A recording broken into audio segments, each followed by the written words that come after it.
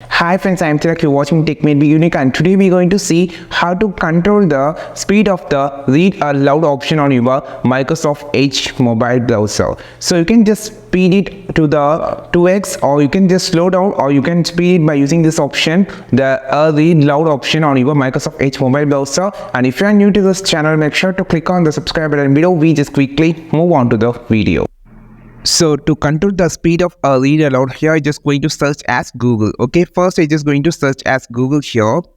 So I just need to read all the sentence in this search. Okay, so here I just going to click here on the three dots and just going to turn on the read aloud.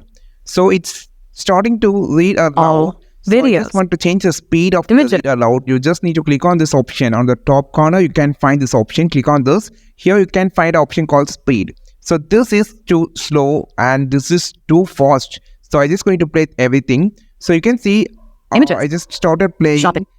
It's actually making so fast. It's actually reading so fast. So I just going to make it so slow. So just play it again. So now you can see it's actually reading so search tools slow. So this is how you just control. You just need to turn on the read aloud option first. Just click on the read aloud option.